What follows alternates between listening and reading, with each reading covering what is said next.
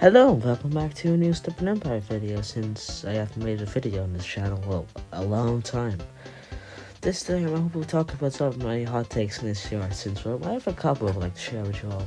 Also, I'm actually using my own voice now because it's about time. Anyway, sit back and enjoy the video. So first off, SCR Update 2.0 was not at all deserving of the title 2.0. Let's be honest, all they really had was a mediocre branch trying to Rayleigh Bay, a couple of mesh trains, and a new UI no one really asked for.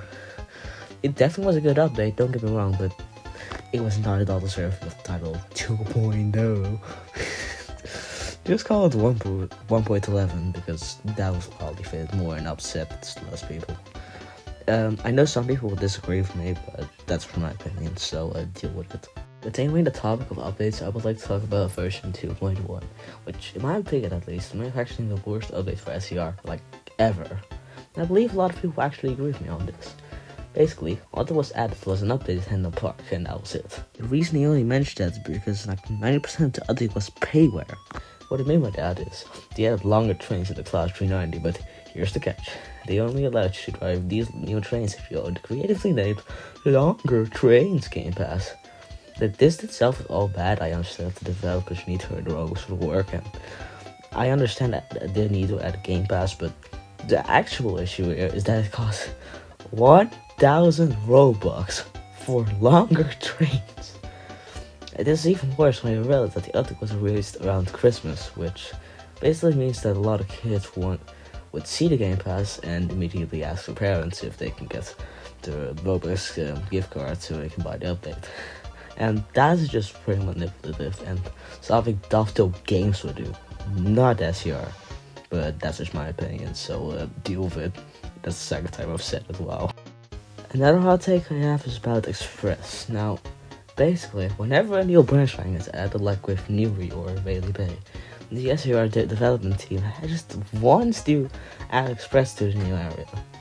And, well, it's not that they actually need it, because realistically, places like Newry and Rayleigh Bay wouldn't even need an express service. And even if they did get an express service, it probably wouldn't be profitable.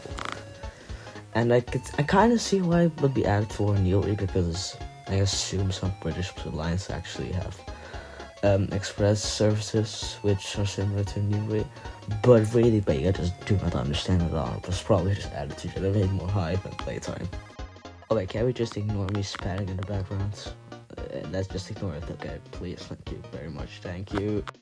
And finally, this product does take tomorrow. Express and Airlink are pointless to drive.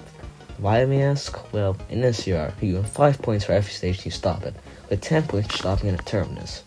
If you have a guard, you get plus 5 points for these objectives. The issue here is that Express and Airlink barely generate points, and just pointless compared to connecting more, especially Waterline. I think the amount of points you get should multiply for Express and Airlink. Maybe having like 10 points for Airlink and 50 for Express per stop.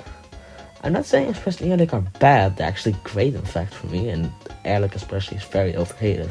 But they're definitely just pointless if you want to grant points, which an SCR would most likely do.